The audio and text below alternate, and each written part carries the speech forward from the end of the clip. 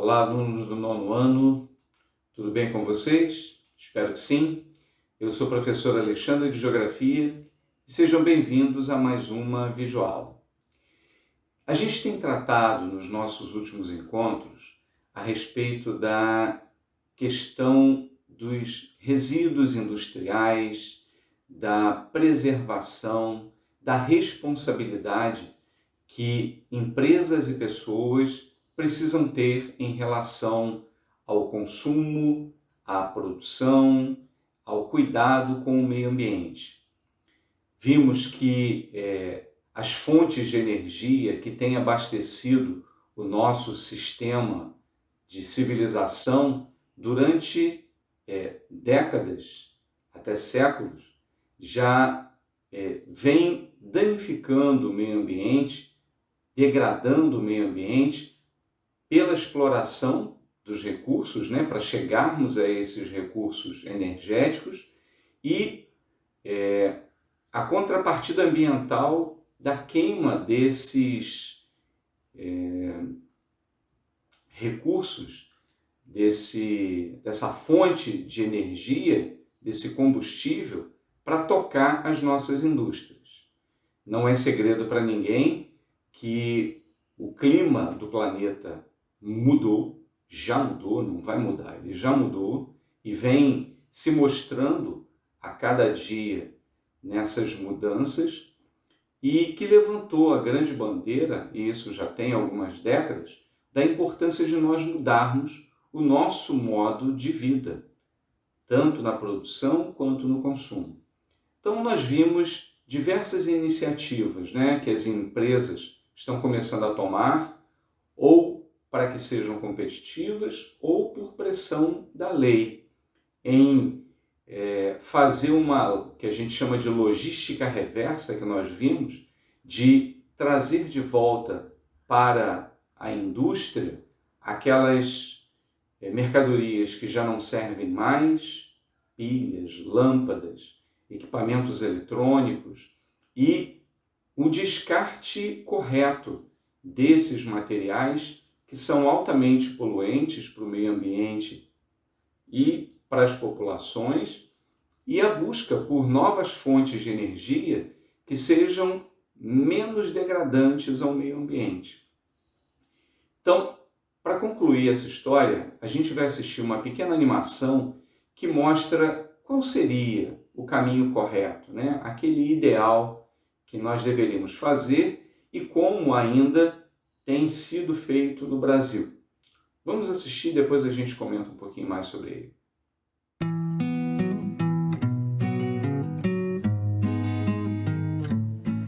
O Brasil é o terceiro maior produtor de resíduos sólidos no planeta. Cada brasileiro gera, em média, um pouco mais de 1 quilo de lixo por dia. E quase metade desse lixo ainda vai para lixões a céu aberto. Para tratar melhor do problema, foi sancionada em 2010 a Política Nacional de Resíduos Sólidos.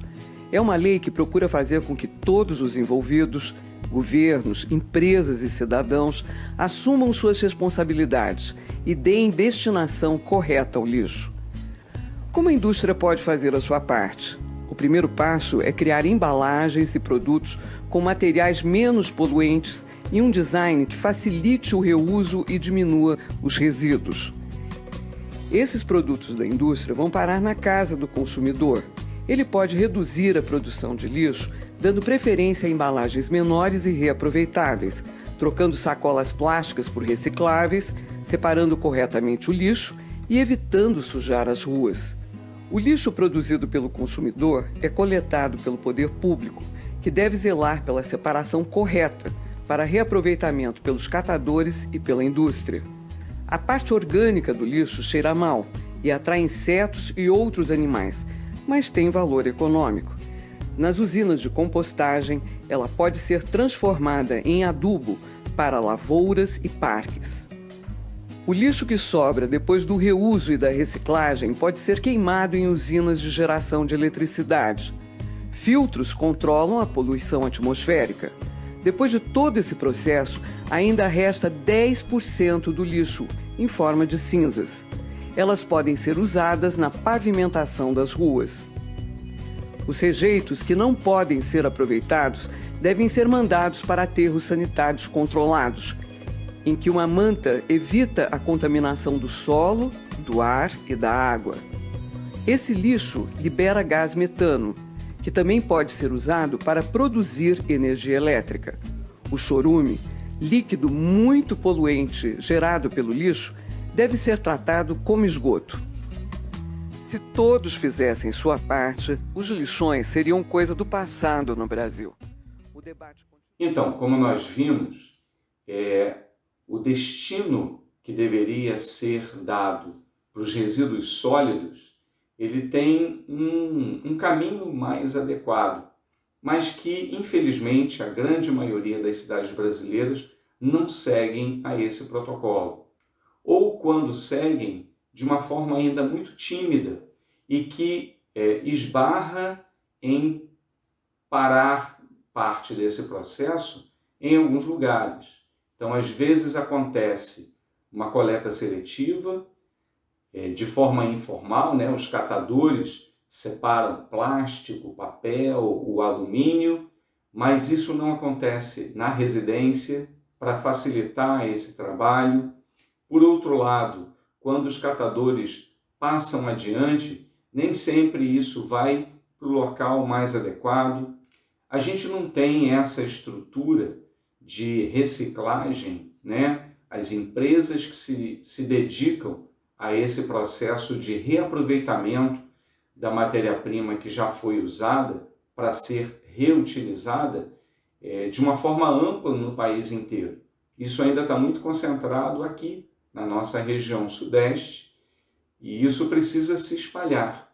Então, são exemplos de como a gente ainda tem um caminho longo ainda para seguir para fazer essa conciliação entre desenvolvimento econômico e preservação do meio ambiente, né? O que a gente chama de desenvolvimento sustentável. Então, essas ações, elas são em grande escala, né, no nível empresarial, mas que às vezes a gente acha que não nos cabe, né? Não participamos disso, não tem para nós a responsabilidade de fazer essa diferença. E pelo contrário, na verdade, pode começar por nós, que somos o número maior. Os consumidores são aqueles que ditam aquilo que vai ser comprado ou não. Se determinado produto nós não quisermos mais gastar o nosso dinheiro com ele, porque discordamos da maneira como a empresa que o produz atua, então a gente vai tocar naquele ponto que é mais sensível para a empresa, que é no dinheiro, que é no ganho financeiro.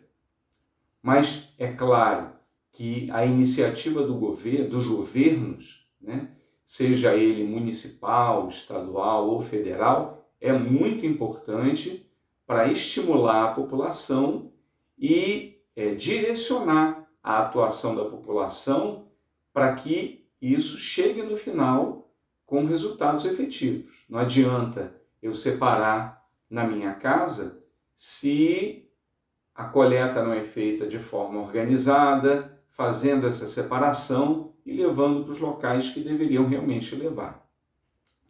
Nós vamos ver agora um exemplo modelo dessa situação, infelizmente não aqui no Brasil, em outro país, e que vocês vão ver como que em uma cidade essa associação entre a iniciativa individual das pessoas, como consumidores, e a organização que a administração da cidade fez com que tudo desse certo, tanto economicamente para a população e para a preservação do meio ambiente.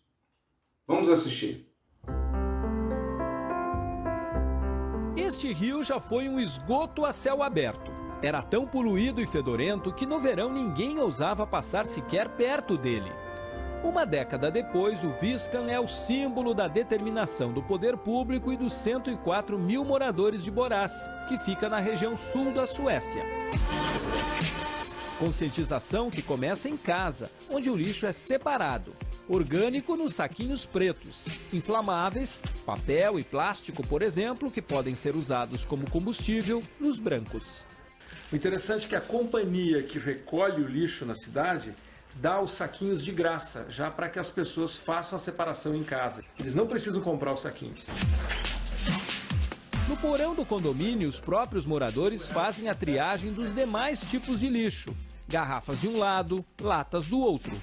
As pilhas e baterias velhas também têm um lugar próprio. É que o destino final desse lixo não é exatamente um final, mas um recomeço. Em Borás, nada se perde, tudo se transforma. As 200 toneladas de lixo domiciliar coletado todos os dias na cidade de Borás são trazidas aqui para o centro de triagem. O lixo orgânico vira biogás e o lixo inflamável alimenta as caldeiras de termoelétricas, que produzem eletricidade. O trabalho de separação das sacolinhas pretas e brancas é automatizado. A máquina reconhece a cor dos saquinhos e faz a separação. Nas fornalhas das termoelétricas e nos biodigestores das usinas de gás, o lixo se transforma em economia. Os moradores de Borás pagam até 50% menos na conta de luz e chegam a economizar 20% em transporte público. Os ônibus e os táxis daqui são 100% movidos a gás, produzido com lixo. A prefeita Annette Carlson diz que a grande vantagem é o fim dos grandes aterros sanitários. Em Borás, apenas 1% do lixo não serve nem para fazer gás e nem para gerar energia. É esse pequeno resíduo que vai, de fato, para o aterro sanitário. Todo o resto é reaproveitado, a começar pelas garrafas velhas. Aqui, elas têm o seu valor. É tudo automatizado, é só colocar a garrafa nesse buraco, a máquina identifica a quantidade de garrafas e dá o valor aqui, ó. 2 coroas, o equivalente a 60 centavos de real. Depois a gente aperta o botão e aqui está o ticket. 2 coroas. Agora é só passar no caixa e receber o dinheiro. Os postos de recolhimento ficam nos supermercados da cidade, o que facilita o processo. O benefício incentiva as pessoas que usam o dinheiro das garrafas para pagar as compras. A gente sai ganhando, comemora o morador. Pois é, pessoal. Esse é um exemplo vindo da Suécia para que a gente tenha uma noção de que é possível. É claro que existem ali questões tecnológicas que ainda estão um pouco distantes da nossa realidade, né? Uma máquina que faz a coleta das garrafas e já amassa e transforma aquilo num crédito, mas a gente pode adaptar para a nossa realidade e tornar isso culturalmente natural, que a gente faça naturalmente essa seleção e separe aquilo que é possível daquilo que não tem como ser reaproveitado, mas a grande parte, a maior parte do nosso lixo pode ter um destino útil ainda, né? Trazendo benefícios para o meio ambiente e benefícios para a sociedade. Fica aí para a gente pensar. Eu fico por aqui, um grande abraço a todos, cuidem-se e até o nosso próximo vídeo encontro. Até mais!